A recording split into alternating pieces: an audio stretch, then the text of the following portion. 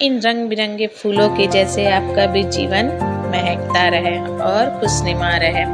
Hello friends, कैसे हैं आप सब? उम्मीद है अच्छे होंगे। मैं भी बहुत अच्छी हूँ। तो आपका स्वागत है पूनम गुप्ता ब्लॉग में। तो चलिए, आज मैं आपका बताने वाली हूँ कि अभी 26 मई जो कि सोमवार पड़ रहा है, उस दिन है व्रत सावित्री व्रत।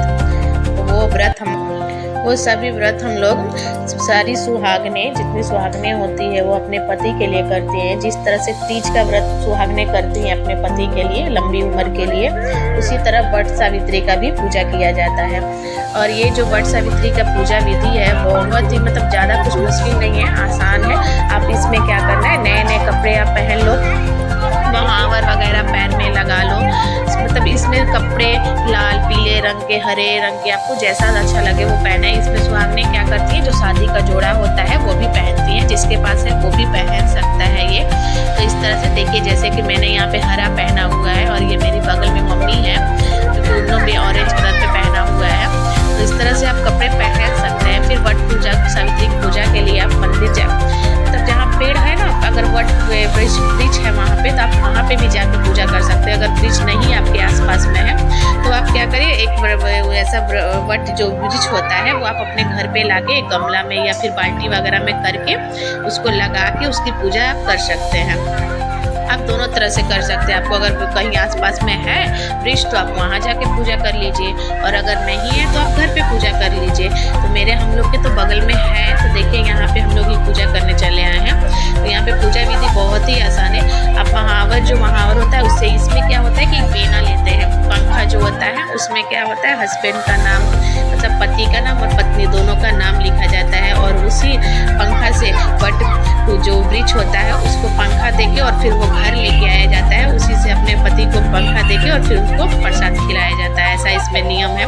तो यहाँ पे देखिए हम लोग भी लेके आए हुए हैं। इसमें क्या होता है, सुहागनें एक दूसरे को पूरा नाक से लेके पूरा मांग तक पूरा सिंदूर लगाती हैं। कम से कम 5 महिलाएं को तो इसमें लगाता ही है। उसके बाद व्रत वृक्ष का जितना होता है पूजा विधि, आप वहाँ पे प्रसाद वगैरह चढ़ाइए, कीजिए। सब करने के बाद आप धागा मिलता है, धागा लेके आप उसको पंचकर्मा किया जाता है। जो वृक्ष होता है वट का, उसको चारों तरफ से आदमी घेरा लगा के उसको मतलब वृक्ष पे धागा बांधा जाता है।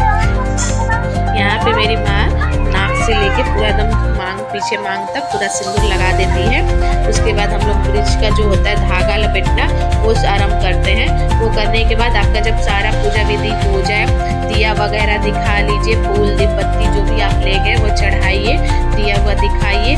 उसके बाद लास्ट में फेरी होता है। फेरी करने के बाद, उसको फेरी बोलते हैं, जो गोल गोल घूमता है ना फ्रेंड्स, उसको फेरी बोलते हैं। वो करने के बाद उसके बाद लास्ट में कथा होता है, जो कि कथा, कोई भी व्रत हो उसमें कथा तो सुनना बनता ही है। बिना कथा का व्रत पूरा नहीं होता।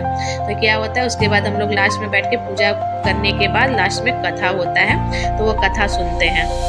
यहाँ पे मैं आपको पूरा कथा तो नहीं सुना पाऊंगी, लेकिन अगर आपको उसका वीडियो चाहिए तो यूट्यूब पे आपको मिल जाएगा। आप वहाँ पे सर्च कीजिएगा, या फिर बुक भी मिलता है, किताब वगैरह मार्केट में मिलता है। आप चाहें तो वो लाके, अगर जो घर पे कर रहा है तो वो घर पे पढ़ सकता है बुक। और अगर कोई मंदिर गया या फिर वट वृक्ष के पास में गया तो वहाँ पे तो पंडित लोग बैठे रहते हैं खास करके, तो आप वहाँ पे भी पूजा मतलब करके उसके बाद उनको दक्षिणा वगैरह दे दीजिए और आप कथा वहीं पे सुन सकते हैं। ऐसे तो पूजा के पहले ही संकल्प लिया जाता है कि मैं ये व्रत कर रही हूँ अपने पति के लिए। आपको जो भी मन में कामना हो आप करके वो संकल्प ले सकते हैं। वो तो एक हो गया अपने पति के लिए। उसके बावजूद यहाँ पे जब आप कथा करने आते हैं तब भी एक संकल्प लिया जाता है। तो ये संकल्प लीजिए, वहाँ पे दीजिए, दक्षिणा वगैरह पंडित जी को दे दीजिए। उसके बाद आप घर जाइए।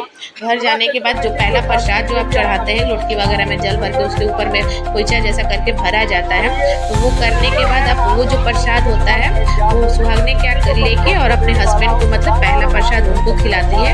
उसके बेना, वो जो बेना होता है पंखा, उसको हाथ के वो पति को खिलाया जाता है। उसके बाद खिलाने के बाद वो जो प्रसाद होता है वो खुद भी ग्रहण करती हैं महिलाएं, सुहागन महिलाएं। ऐसे ये व्रत मतलब जिसका शादी नहीं हुआ वो भी अच्छे पति की कामना के लिए कर सकती है, लेकिन ज़्यादातर सुहागनें ही करती हैं। तो किस किस के घर में ये पूजा होता है, वट सावित्री का व्रत कौन कौन करता है, प्लीज कमेंट करके बताइएगा। और एक बात तो मैं बताना भूल ही गई, वो वृक्ष का जो पत्ता होता है उसको लेडीज क्या करती हैं, अपने बाल के पीछे लगाती हैं।